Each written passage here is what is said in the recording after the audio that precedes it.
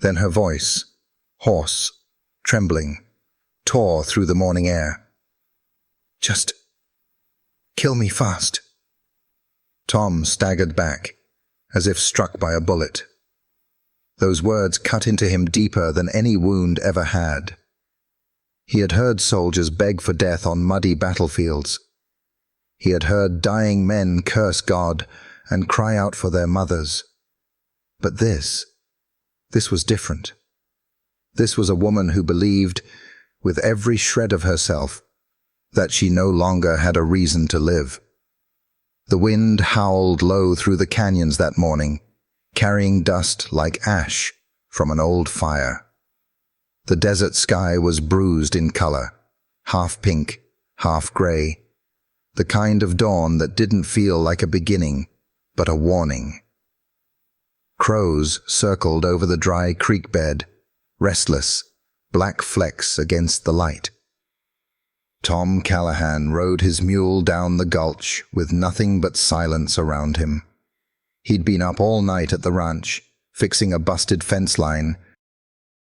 Sleep never came easy these days anyway, not since the war, not since the fire, not since he'd buried a wife and child in a graveyard where the stones leaned like broken teeth. He was a man hollowed out, keeping to himself, living because death hadn't come calling yet. But death had a way of waiting on the trail. That was when he saw the bundle. At first, it looked like someone had thrown old laundry in the sand, wrapped in torn cloth. The mule shied a little, ears flat. Tom pulled the reins, scanning the brush. No sound but the wind. No movement but the circling crows.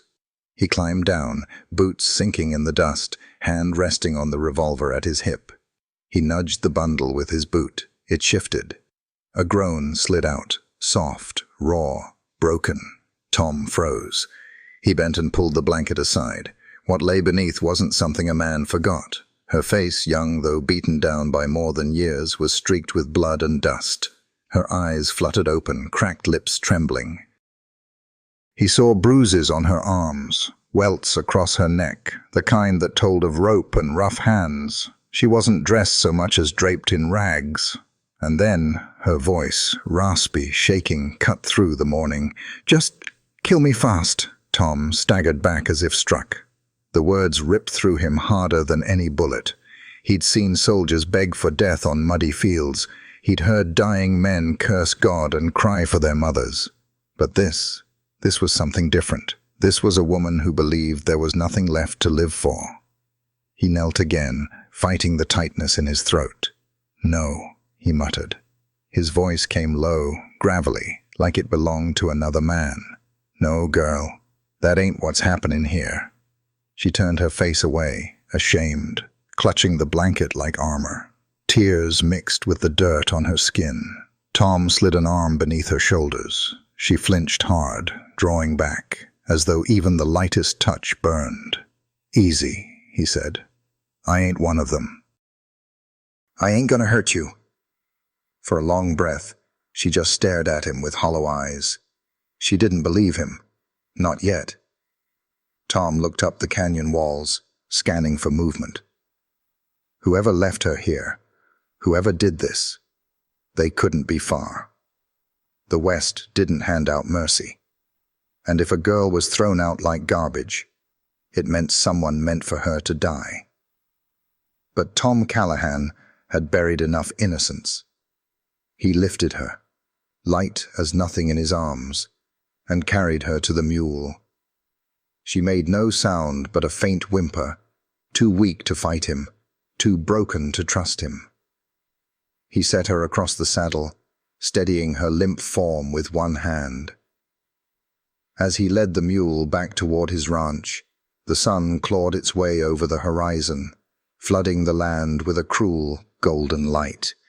It lit every bruise on her skin, every mark that spoke of nights she would never forget. Tom felt something stir inside him, a fire he thought had burned out years ago. He didn't know her name. He didn't know what hell she had been dragged through. But he knew one thing clear as day. Whoever left her to die out here had just made themselves his enemy. and Tom Callahan had nothing left to lose. The ride back to the ranch felt longer than the miles themselves. The desert stretched endlessly, sand and rock swallowing the horizon. Every step of the mule slow and measured. Tom kept glancing at the girl draped across the saddle. Her head lolled, eyes half closed, lips cracked and colorless. She clung to that ragged blanket like it was the last piece of herself she could hold on to. Tom's jaw was set tight. He'd spent years teaching himself not to feel much. A man alone could survive in the West only by hardening up, by locking away whatever was tender. But watching her sink into silence, broken as she was, stirred something raw in him. Memories he thought he'd buried. His daughter's face, small hands clutching his shirt, her laugh ringing in a yard that no longer existed. Well, by the time he reached the ranch, the sun was high, casting harsh light over the parched land. His cabin stood at the edge of a dry pasture, weather-beaten wood graying under the years, its roof patched with whatever scraps he'd managed to salvage. A water trough sat out front, nearly empty, and the barn leaned like it was tired of standing. He eased the mule to a stop, slid the girl carefully into his arms, and carried her inside. The cabin was plain, rough, with little more than a table, a cot, and a stone hearth where the embers of last night's fire still smoldered. He laid her down gently on the cot, pulling the blanket up to her shoulders. She stirred, eyes flickering open. Fear filled them instantly, wide and sharp, as though expecting him to lunge, to strike. Tom raised both hands, stepping back. "Easy now," he said softly. "Ain't nobody here but me. You're safe." Her lips moved, forming words that barely left her throat. "Safe? There's no safe. Not anymore." Tom knelt by the water basin, filling a tin cup. He brought it to her, holding it out. For a moment she didn't move, just stared at the cup like it might be poison. Then, with trembling hands, she reached, sipped, and nearly choked as the water slid down her throat. "Slow," Tom said, steadying her. "There's more where that came from." She drained it in desperate gulps. When she was done, he set the cup aside and studied her. The bruises stood out against her pale skin, marks of cruelty that no woman should ever carry. His stomach turned, but he forced calm into his voice. "You got a name?" he asked. She hesitated, eyes darting toward the door, like she might bolt if she had the strength. Finally, in a whisper, "Clara." Tom nodded. "Clara. That's a good name." She hugged the blanket tighter. "It doesn't matter. They'll come. They always come back." His brows furrowed. "Who?" Her eyes glistened, but she shook her head. "You don't want to know. Best leave me in the dirt where you found me. You'd be better off." Tom leaned back on his heels, staring at the wooden floor. He could have agreed. He could have told her she was right, that trouble had a way of swallowing men whole, that her enemies weren't his. He could have turned cold, told her he'd done enough by pulling her out of the canyon, but he couldn't. "Listen here," he said, his voice firm but gentle. "You been through hell. I ain't asking for details yet. All I know is you're alive. And as long as you're under this roof, I ain't letting nobody take that from you." Clara's eyes searched his, as though hunting for a lie. She found none. Still, her lips pressed tight, doubtful, afraid. Tom stoked the fire, put on a pot of coffee, and cooked what little he had, beans and stale bread. The smell filled the cabin, rough but comforting. He set a small plate beside her. She barely touched it, nibbling like a sparrow too scared to eat. As the afternoon shadows lengthened, Tom sat by the table, carving a piece of wood with his knife. He didn't press her with questions. He just let the silence hold. Out here, silence could mend better than words. But as dusk crept in, Clara spoke, her voice fragile. They kept me in a barn, tied, days, maybe weeks. I don't remember. They laughed when I screamed. They sold me, like I wasn't human. And when I fought, when I wouldn't obey, they left me there, out in the canyon. Said the crows would finish what they started. Her words cut through the cabin like a blade. Tom's hand froze on the knife, his knuckles whitening. Clara's eyes brimmed with tears. That's why I said, kill me fast. Better than going back to them. Tom stood, pacing once, twice, fighting the storm building inside him. His fists ached for justice, but he knew rushing into rage could get them both killed. He turned to her, voice low, steady as stone. Clara, no one's taken you back. Not while I breathe.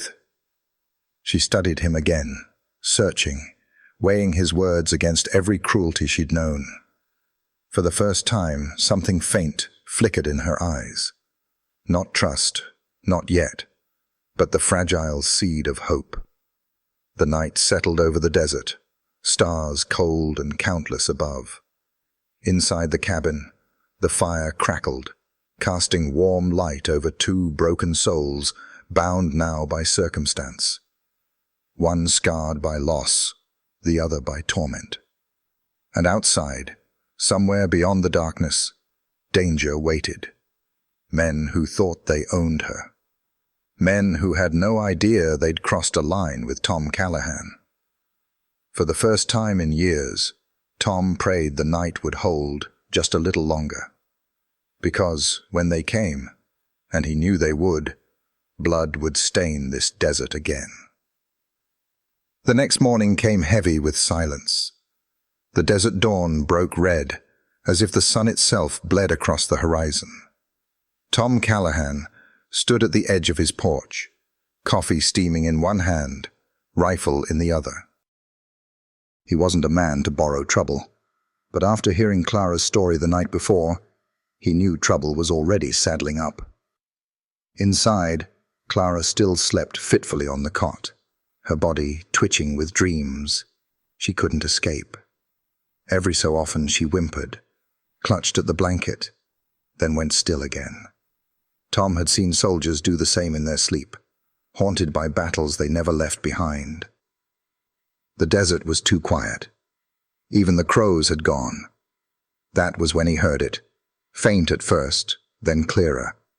The thud of hooves on dry earth. More than one horse. More than two. A group. Tom's grip tightened on the rifle. He stepped off the porch, scanning the ridgeline beyond his fields. And there, like dark stains against the pale morning light, they appeared. 5 riders cresting the rise, their horses kicking up plumes of dust. Even from a distance, Tom could tell the kind of men they were. Broad-brimmed hats pulled low, rifles slung across their backs.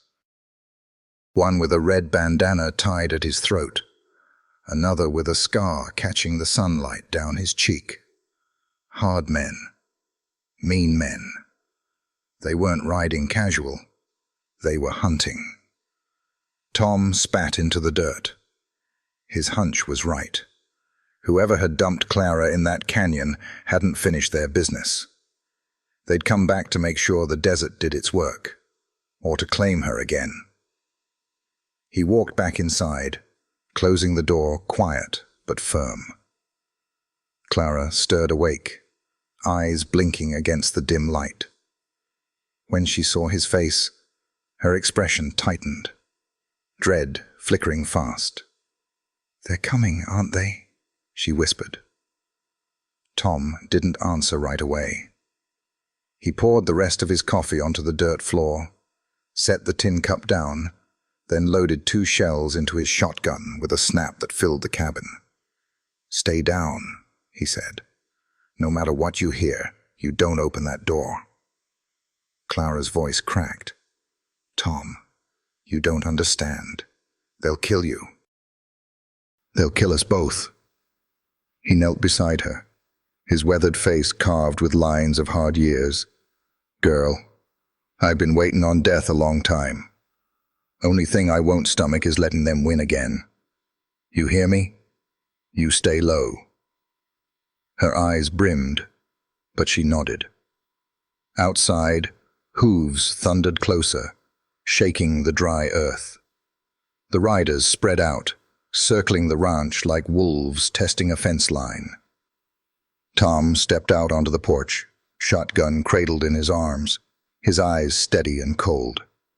The lead rider, the one with the red bandana, pulled his horse up short in front of the porch. His grin was wide, yellow-toothed, and cruel. "Morning, old man," the rider drawled. "Fine day out here in the dust, ain't it?" Tom didn't answer. He just shifted the shotgun, in plain sight. The rider chuckled. "Now don't be unfriendly. We come looking for something, or should I say, someone. Might have passed this way. Girl, wrapped in rags, mouth a bit too sharp for her own good." His grin widened. "Ring any bells?" Tom's jaw worked, but his voice was steady. "Ain't seen no one but buzzards." The men laughed. One spat a brown stream of tobacco juice into the dirt. Another adjusted his hat, eyes scanning the cabin windows. Red Bandana leaned forward in his saddle, lowering his voice like he was speaking man to man. "Now look here. We know she's in there. We left her out in the canyon, see? She belongs to us. Ain't no use pretending otherwise. You just send her out. We'll be on our way. No fuss, no fire." Tom let the silence stretch. The wind kicked up dust, rattling the dry boards of the porch. His eyes never left the man's. Then, quiet but firm, he said, "No." The laughter died. The riders shifted in their saddles, hands inching toward their guns. Red Bandana's grin twisted into something meaner. "Maybe you don't understand. That ain't a question. That girl's ours. Bought and paid for."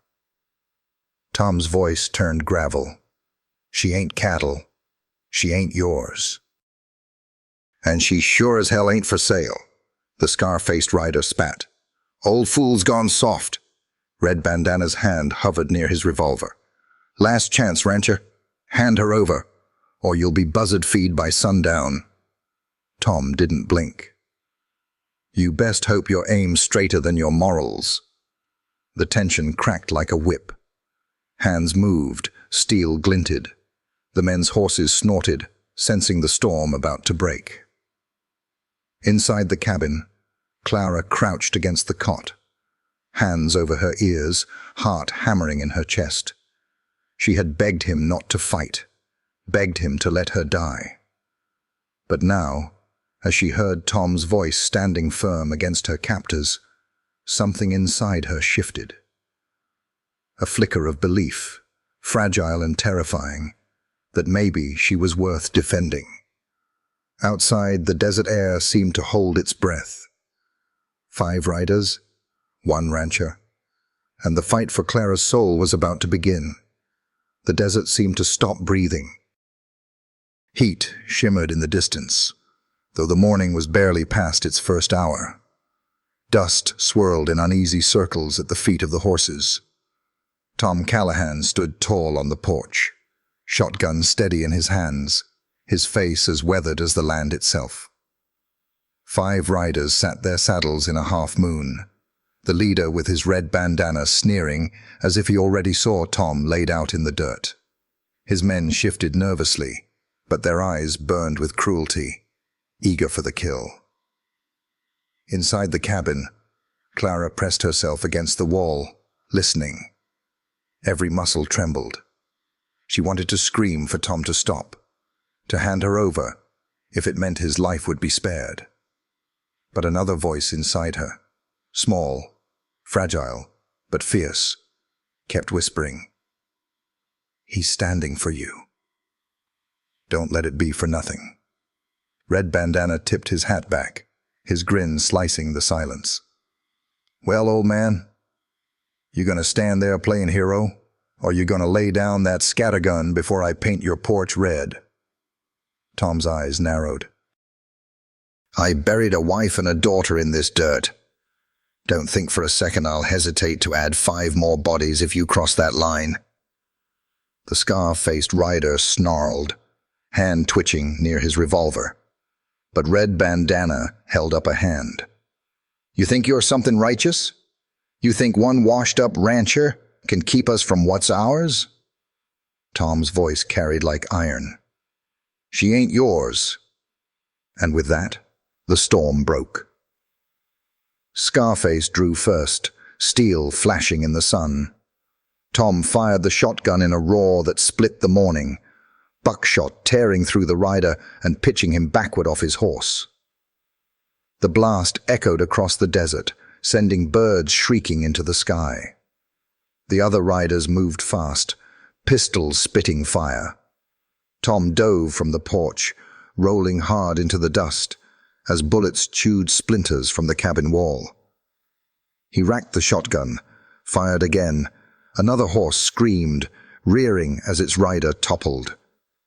Clara clapped her hands over her mouth to stifle the cry. Her heart slammed against her ribs, each shot a hammer driving into her chest. Red Bandana dismounted, moving low, revolver gleaming. He shouted to the others, "Pin him down! Don't kill him yet! I want the girl breathing!" Tom crouched behind the water trough, shotgun empty now. He dropped it, drew his revolver, and peeked over the rim. 2 riders flanked him, spreading out wide. He fired once, missed, fired again, caught one in the shoulder, spinning him in the saddle. The last rider came in close, revolver raised. Tom met him head-on, firing as the man's shot ripped past his ear. The outlaw tumbled from his horse, dead before he hit the dust. Smoke stung Tom's eyes, his lungs burning with each breath. His revolver clicked empty. He ducked back as Red Bandana's bullets smashed into the trough, sending shards of wood flying. Inside the cabin, Clara forced herself to move. She saw Tom pinned down, heard the outlaws closing in. Panic told her to hide, to wait, to pray it ended quickly. But something stronger pushed her forward. She scanned the room.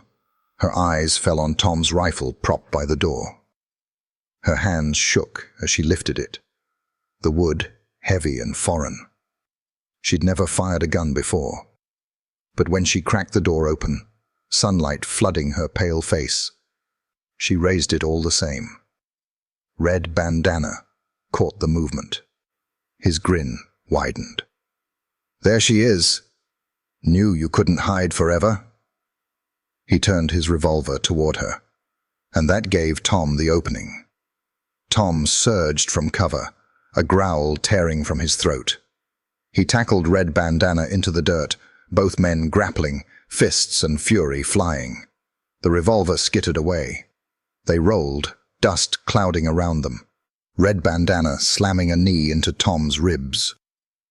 Tom grunted but held on, his fists raining down like sledgehammers. Years of grief, of loneliness, of bottled rage, all of it poured into every strike. But Red Bandana was mean, fast, desperate. He clawed for his belt knife, dragging it free, slashing wild. The blade nicked Tom's arm, drawing blood. Tom snarled, seizing the outlaw's wrist, forcing it back inch by inch. "Clara!" Tom roared. "The rifle!" Her whole body shook, but she lifted the gun, sight clumsy. She pulled the trigger. The shot exploded, kicking her shoulder back. The bullet struck the ground inches from the fight, spraying dirt across both men. Red Bandana laughed through gritted teeth. "She ain't got it in her." Tom bared his teeth, twisting the knife hand away, slamming Red Bandana's head into the dirt. "Try again." Clara steadied herself, tears streaking her face. She aimed, exhaled, pulled the trigger again. This time, the bullet found its mark. Red Bandana jerked, his body stiffening, the grin fading from his bloodied mouth. Tom shoved him aside, chest heaving, as the outlaw collapsed, dust swallowing him whole. The silence afterward was deafening. Only the groans of the wounded outlaw remained, carried on the hot wind. Tom stood, wiping blood and sweat from his brow. He looked back at the cabin door. Clara still held the rifle, her arms trembling, eyes wide with shock at what she'd done. He walked to her, gently pried the rifle from her hands, and set it aside. His voice was low, steady. "It's over." But Clara shook her head, whispering, "No, it's never over. There are more. There are always more." Tom glanced at the dead and dying in the dust. His gut told him she was right. Men like these weren't the kind to stop at 5. Whoever had bought and sold her would send more, stronger, meaner. But in that moment, with the dawn burning across the desert and Clara still standing, alive, defiant, Tom knew one thing. They had won this round. And he would fight every round that followed, if it meant giving her back her life. The West was cruel. But it had just met a man with nothing left to lose, and a woman who'd found one reason to fight again. The desert fell quiet after the gunfire. Dust hung in the air, drifting like ghostly smoke over the bodies sprawled across the hardpan. Tom Callahan stood with his hands braced on his knees, chest heaving, sweat and blood streaking his face. His ears rang from the shotgun blasts, but his eyes stayed fixed on Clara. She leaned against the doorframe of the cabin, the rifle slipping from her hands to the ground. Her lips trembled, her whole body shuddering from what she'd just done. She'd fired a gun, taken a life. Her eyes darted to Tom, searching, frightened. Not of him, but of herself. Tom stepped slowly toward her, every muscle aching. He took her hands gently, lowering them from the air where they shook, as though still holding the trigger. "Easy now," he said, voice low, steady. "It's done." Clara's voice cracked. "I killed him." Tom looked her straight in the eye. "No. You saved yourself. You saved me. That man was dead long before you pulled that trigger. All you did was stop him from taking another breath he didn't deserve." Her tears spilled. She pressed her face against his chest, sobbing into the dust-stained fabric of his shirt. Tom held her, awkwardly at first, then with a quiet firmness. It had been 12 years since he'd held anyone like this, since his little girl, Sarah. The weight of Clara's grief broke open something long buried in him. They stayed that way for a long moment. The only sound the crackle of the dying fire inside the cabin and the groans of the wounded outlaw crawling in the dirt. Tom let Clara go and walked out to the scar-faced rider, who still clutched his shoulder, writhing. The man's face twisted with hate as Tom's shadow fell across him. "You should have finished the job," the outlaw spat through gritted teeth. "She ain't yours to keep. They'll come for her." "They'll come for both of you." Tom crouched down, eyes cold as stone. "Then you ride back and tell whoever owns you this. Clara's under my roof now, and the desert'll drink deep if they try again." The man's sneer faltered. He expected mercy, or maybe cruelty. What he got was something else. A promise carved in iron. Tom stood, kicked the man's revolver away, and let him limp off into the wasteland with the message.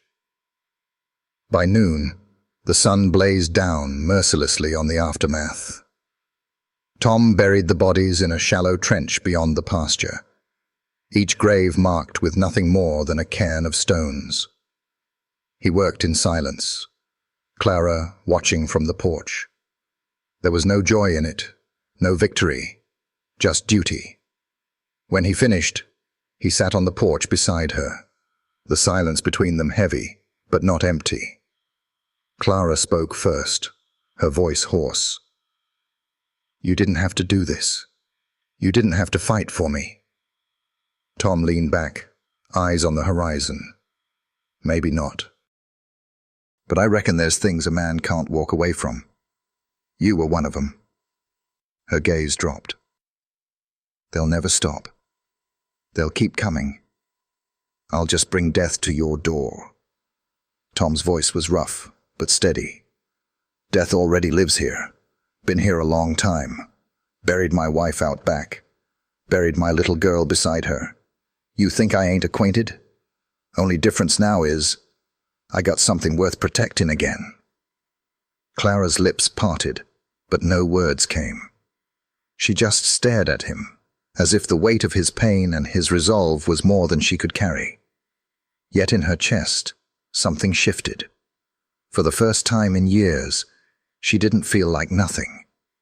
She felt human again. That night, Tom lit a lantern and set it on the table. The two of them sat across from each other, the flickering light carving shadows across their worn faces. He poured her a cup of weak coffee, and though she winced at the bitterness, she drank. It wasn't about the taste.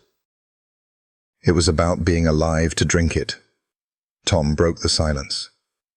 "Tomorrow we ride into town. Sheriff will need to hear about this." Clara shook her head quickly. "No. The sheriff. He'll know. He was the one who—" She cut herself off, fear flaring in her eyes. Tom's eyes hardened. "The sheriff?" Her voice trembled. "He was the one who let them sell me. He took their money. Turned his back." Tom's jaw clenched so hard it hurt. He leaned back in his chair, staring at the lantern flame. Corruption in a frontier town wasn't news to him. But to hear it was the law itself that had sold Clara out. That was different. That was war. "Then we don't go to the sheriff," Tom said flatly. "We go to the people. Folks in town got their share of fear, but they hate being lied to.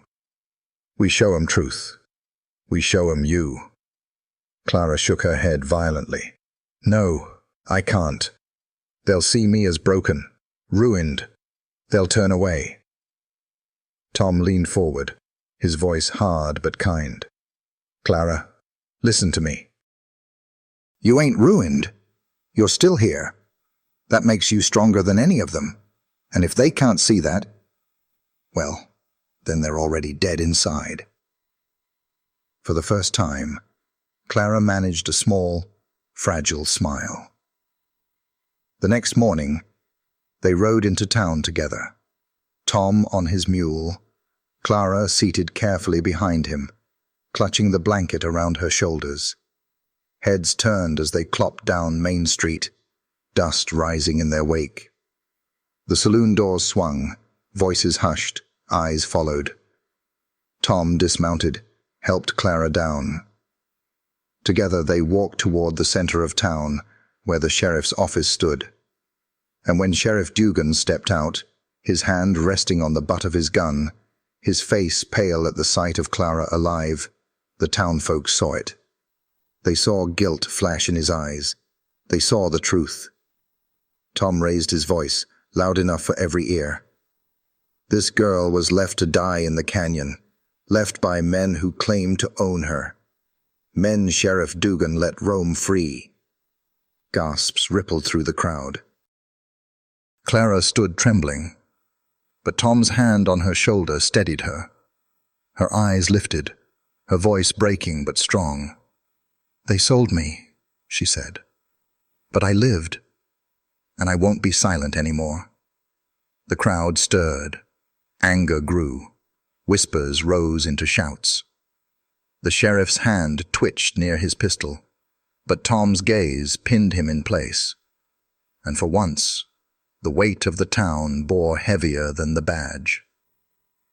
By sundown, the sheriff was stripped of his gun and shackled. The townsfolk swore no such evil would fester in their streets again. That night, Tom and Clara rode back to the ranch under a sky painted with stars. Clara leaned against him, her eyes heavy but calmer than they'd been since he'd found her. "Why'd you do all this for me?" she whispered. Tom stared at the horizon, the land stretching endless before them. "Because once, somebody should have done it for my little girl. And because you deserve a life worth living." Clara closed her eyes, tears sliding free. But this time, they weren't from fear. As the desert wind swept past them, Tom felt something he hadn't in years. Not peace, not yet, but purpose. A reason to keep breathing. The West was still cruel, still full of men who thought they could own a woman's soul. But now, at least, there was a spark of hope in the dust, and sometimes a spark was all you needed to light a fire.